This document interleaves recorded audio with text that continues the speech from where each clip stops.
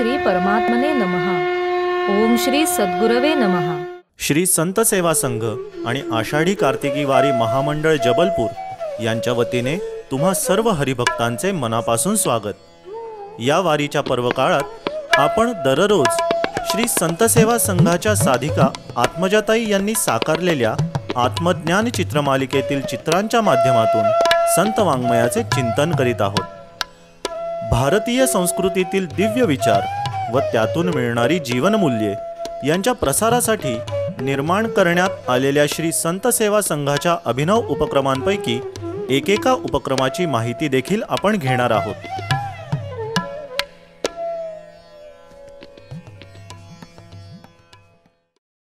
गिरीधर गोशाळा. आपल्या भारतीय संस्कृतीमध्ये गोमातेला अनन्यसाधारण महत्त्व आहे.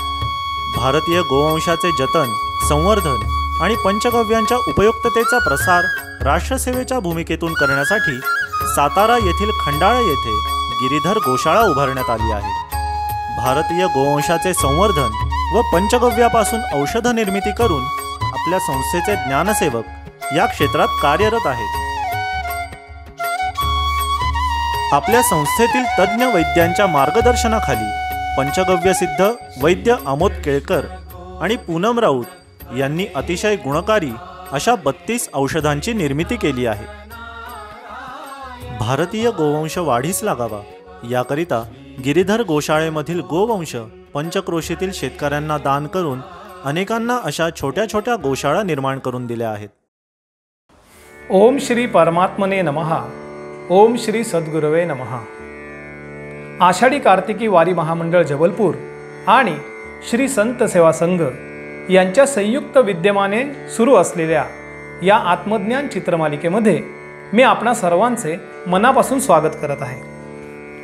आज आपण जे पेंटिंग बघणार आहोत ते ज्ञानेश्वरीमधील 13व्या अध्यायातील एका ओवीवर आधारित आहे. ह्या पेंटिंगची निर्मिती कशी झाली याच्या मागची भूमिका आधी मी तुम्हाला सांगू इच्छितो. आत्मजाताईने जेव्हा ज्ञानेश्वरीचा अभ्यास सुरू केला तेव्हा या ग्रंथाचे वाचन, चिंतन, मनन, गुरुसेवा, त्याच्यावर असणारे गुरुजींची प्रवचने ऐकणं हे करता करता हळूहळू तिला योग मार्गातला अनुभव येऊ लागला. एके दिवशी तिने गुरुजींना प्रश्न विचारला, गुरुजी, हे तत्वज्ञान ज्याच्याकडे आहे त्या सर्वांनाच आत्मज्ञानाची प्राप्ती झालेली असते का हो? आणि असं जर असेल तर त्यांचं वागणं, बोलणं याच्यामध्ये तफावत तर नसायला हवी ना? गुरुजी म्हणाले, आत्मजा, खूप छान प्रश्न विचारला आहेस तू. माऊली म्हणतात, आत्मज्ञान हे बुद्धिगम्य आहे आणि ज्या बुद्धीमध्ये हा अनुभव धारण करण्याची क्षमता आहे ती बुद्धी मात्र निष्काम असायला हवी. आत्मजाताईने याच्यावर पुन्हा चिंतन सुरू केलं आणि एके दिवशी तिच्यासमोर 13व्या अध्यायातली ही ओवी आली. ओवी अशी आहे, आंधळेनी हाती दिवा घेऊनी काय करावा, तैसा ज्ञान निश्चय आघावा वायाची जाय. त्याच्यावर तिने हे पेंटिंग काढलं. आधी आपण हे पेंटिंग बघूयात, मग मी पुन्हा त्याचा अर्थ विस्तृतपणाने सांगण्याचा प्रयत्न करेन. आता तुमच्या समोर जे पेंटिंग आहे त्या पेंटिंगमध्ये एक झाड दाखवलंय. त्या झाडाला फलधारणा झालेली आहे, त्याच्या शाखांचा विस्तार झालेला आहे आणि त्याचप्रमाणे खाली त्याच्या मुळांचाही विस्तार झालेला आहे. त्या झाडामध्ये एक मनुष्य बद्ध दाखवलेला आहे. त्या माणसाच्या हातात दिवा आहे, तो दिवा प्रकाशमान आहे, पण त्या माणसाच्या डोळ्यावर मात्र पट्टी बांधलेली आहे.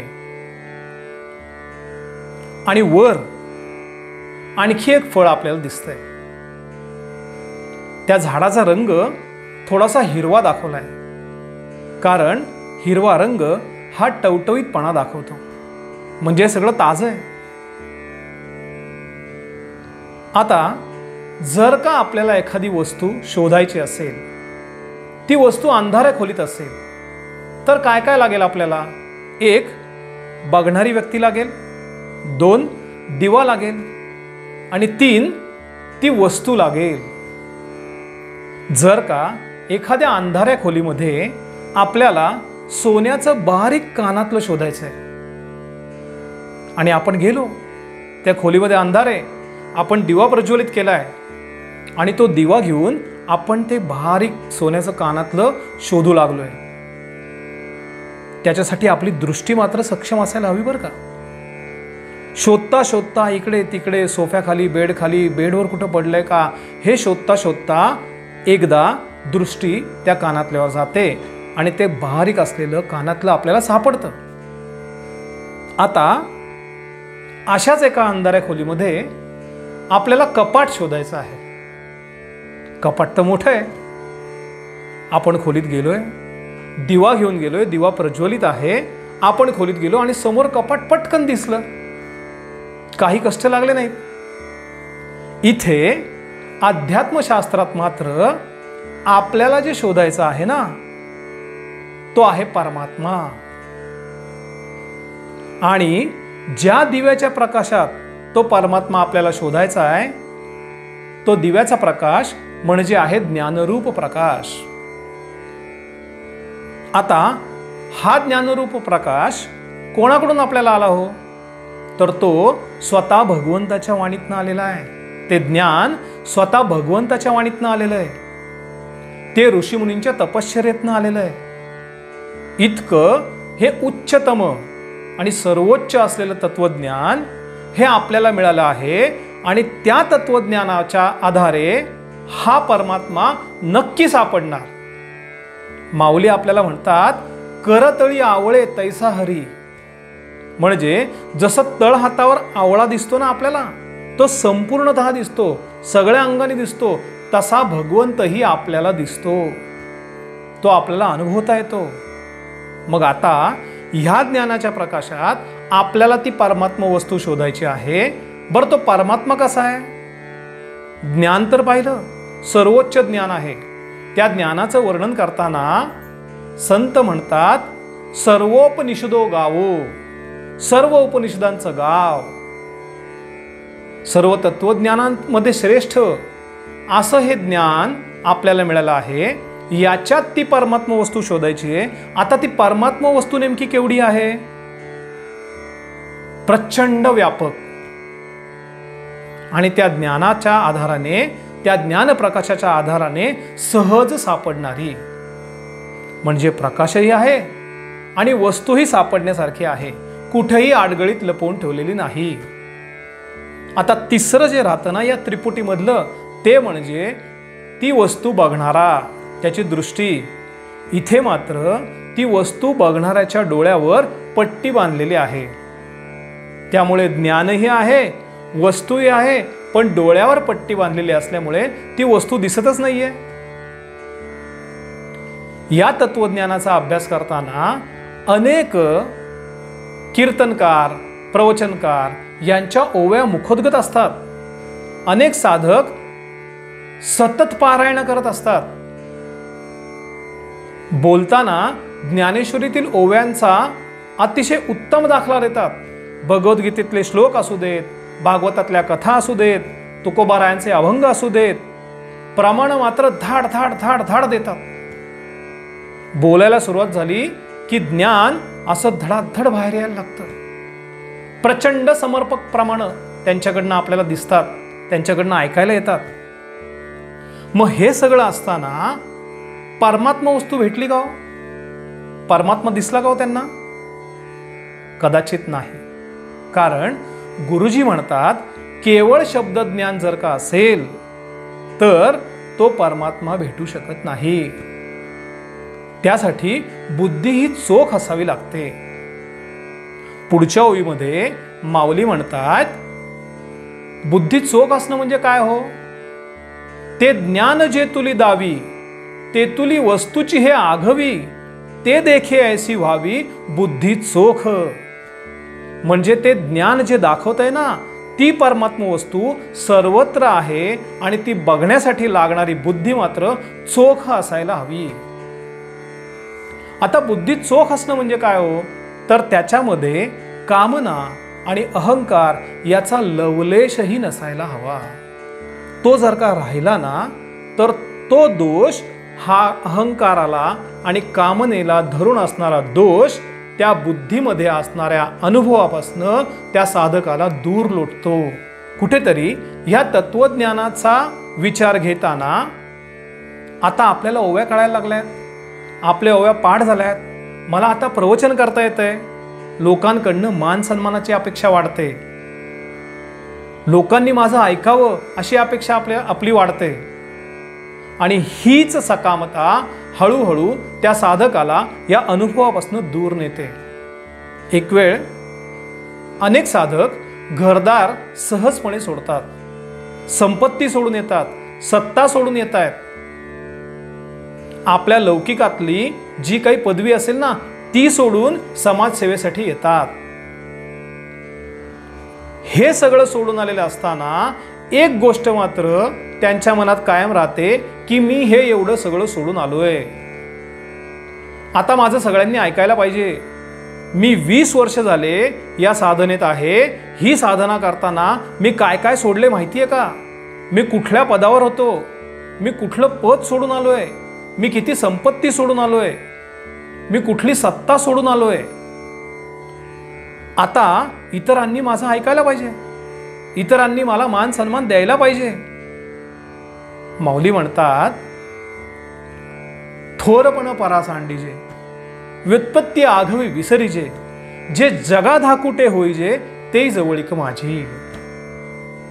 इथेच मात्र त्या साधकाची फसगत होते. हा जो मीपणा आहे ना, की मी काय सोडलंय, ती जाणीव एवढी तीव्र असते ना की ती साधकाला पुन्हा पुन्हा अहंकारात घालत असते. आणि त्या जाणीवेतनं सकाम कर्म होतात. सकाम कर्म झाली की आपण जो वृक्ष बघताय ना त्या वृक्षाला फलधारणा होते. जेवढी सकाम कर्म करणार तेवढ्या या झाडाच्या मुळ्या वाढणार, जेवढ्या मुळ्या वाढणार तेवढी या झाडाला फलधारणा होणार. आणि फलधारणा झाली की ते भोगण्यासाठी पुन्हा यावंच लागणार, ते भोगावंच लागणार. म्हणजे जर का देह आहे तर कर्म अटळ आहे, जर देहही आहे कर्मही आहे, कर्माला फळही आहे, मग साधारण फळाची अपेक्षा का करायची, सर्वोच्च फळाची अपेक्षा करूयात ना आपण. मनुष्य हा दिसायला जरी मुक्त असला तरी तो कर्माने बांधला गेलेला आहे. कर्माने कसा काय बांधला गेलाय, कारण तो प्रारब्ध घेऊन या जन्मात येतोय, क्रियामान कर्म करतोय, ते संचितात जातंय, पुन्हा जन्माला येतोय, पुन्हा प्रारब्ध घेऊन येतोय, पुन्हा क्रियामान नव्याने सुरू करतोय. हे सगळं करताना तो जन्मोनजन्मी बांधला गेलाय.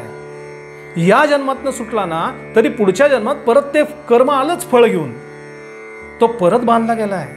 आणि इथे बद्ध मनुष्य दाखवायचा आहे ना म्हणून तो झाडात दाखवलाय. तो दगडात पण दाखवता आला असताना, पण दगडाची वाढ होत नाही, दगडाला फलधारणा होत नाही, झाडाची मात्र वाढ होतीये, झाडाला फलधारणा होतीये. मग जर का कर्म आहे, जन्म आहे आणि फलधारणा होणारच आहे तर सर्वोच्च फळाच्या मागे लागूया. मग ते सर्वोच्च फळ कसं मिळेल, तर माऊली म्हणतात अशी बुद्धी चोख असायला हवी. ते देखे ऐसी व्हावी बुद्धी चोख. जसं शेतकरी शेती करत असताना त्या शेतीच्या मध्ये असलेली काटेरी झुडपं तो सहजगत्या काढतो, पण उत्तम दर्जाचं पीक जर का आणायचं असेल ना तर त्या शेतीतलं बारीक बारीक तण पण जसं काढावं लागतं ना, तसं आपल्यातल्या बारीक बारीक कामना आणि अहंकार हे सुद्धा उपटून फेकून द्यावे लागतात. जे काही मी कर्म करतोय, जी काही मी अपेक्षा करतोय ती वैयक्तिक नाही ना,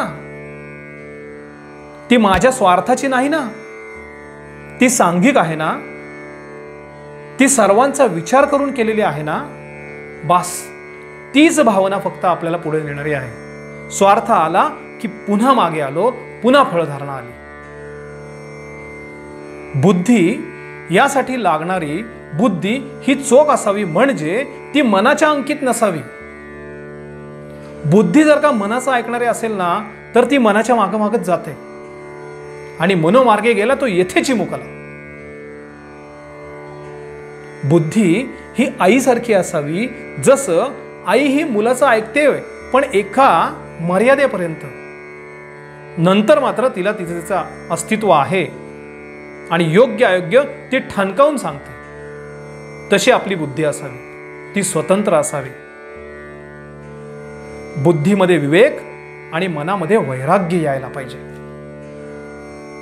मग मात्र बुद्धी मनाला सांगते, मला जे हवंय ना त्याचीच अपेक्षा कर. अशा पद्धतीने हा जो साधक आहे ना, जो आत्ता दिसताना बद्ध आहे, त्याच्या डोळ्यावर जी पट्टी आहे ना, ती या कामनेची पट्टी आहे. ती कामनेची पट्टी एकदा का सोडली ना, मग ज्ञानप्रकाशही आहे, बघणाराही आहे आणि ती परमात्मा वस्तूही आहे. मग मात्र त्याला अनुभव येईल. हे जेव्हा त्या साधकाच्या लक्षात येतंय, तेव्हापासनं त्याने सकाम कर्म करणं थांबवलंय. त्याने निष्काम कर्म सुरू केली आहेत. ती निष्काम करता करता हळूहळू त्या झाडाच्या मुळ्या ज्या वाढतायत ना, त्याची वाढ थांबतीये. पुढे या झाडाच्या वर जी पिवळी पट्टी दाखवली ना, त्याच्या पुढे फलधारणा नाहीये, कारण निष्काम कर्मापासून फलधारणा नाहीये. हळूहळू त्याच्या बुद्धीमध्ये त्या परमात्म तत्वाचं प्रतिबिंब पडायला लागतं. इथं त्याची जी बुद्धी आहे, त्याच्या डोक्याचा वरचा भाग आहे ना, तो उघडा दाखवलाय. कारण बुद्धी ही आकाश तत्वापासून निर्माण झालेली आहे. बुद्धी तिच्या मूळ स्वरूपाला पोचायला लागली आहे. हळूहळू हळू ती बुद्धी व्यापक व्हायला लागली आणि त्या व्यापक झालेल्या बुद्धीमध्ये ते बिंब आता प्रतिबिंबित होतंय. आता मात्र तो परमात्मा मीच आहे याचा त्याला अनुभव यायला लागलाय. आणि हळूहळू तो अनुभव इतका दृढ होतो की तो परमात्मा सर्वत्र आहे. त्या परमात्म्याने हे सर्व विश्व व्यापून टाकलेलं आहे. या अनुभवात तो कायमचा स्थित होतो. तुका म्हणे आता उरलो उपकारा पुरता. देव पहावया गेलो, देवची होऊनी ठेलो. या अनुभवात मात्र आता तो कायमस्वरूपी स्थित झालेला असतो. या पेंटिंगच्या माध्यमातनं मनुष्य हा बद्धमुक्त आहे. म्हणजे त्याने जर का मी आणि माझेपणा हा धरून ठेवला तर तो बद्ध आहे. आणि त्याने निष्काम कर्म जर का करायला सुरुवात केली, जप तप ध्यान साधना विवेक वैराग्य याचा जर का अवलंब केला, तर मात्र तो मुक्तीपर्यंत पोहोचू शकतो. असा संपूर्ण प्रवास या पेंटिंगमध्ये दाखवलेला आहे. ओम श्री सद्गुरवे नमः. राम कृष्ण हरी जय जय राम कृष्ण हरी. राम कृष्ण हरी जय जय राम कृष्ण हरी. राम कृष्ण हरी